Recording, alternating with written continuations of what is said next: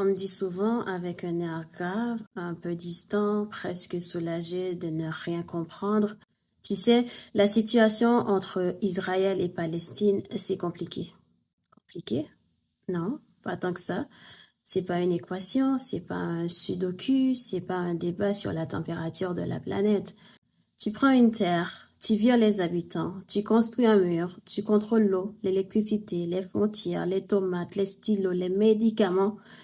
Et quand les gens osent respirer un peu trop fort, tu dis, vous voyez, ils sont violents.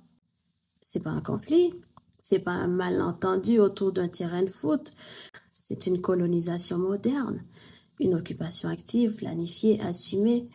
Et les mots comptent, parce que si tu dis conflit, tu as déjà choisi ton camp, celui de l'ambiguïté. Tu laisses croire qu'il y a deux forces égales, deux puissances qui s'affrontent, un match, un débat, un désaccord entre voisins. Mais non, c'est pas équilibré du tout.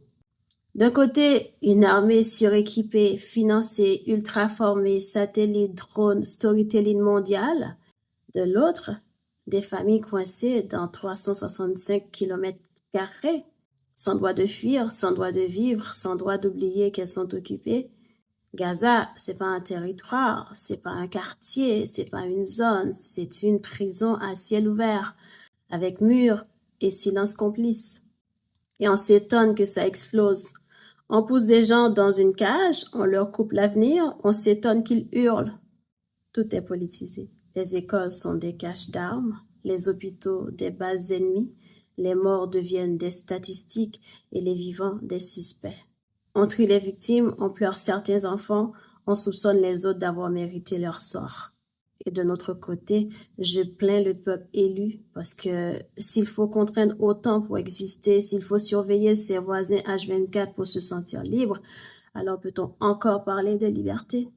Et pendant que les soi-disant puissants font des conférences, signent des accords, posent en costume pour des selfies diplomatiques, le peuple, lui, continue à enterrer ses enfants, en silence, parfois sans cercueil, parce que même les cercueils là-bas doivent passer un checkpoint.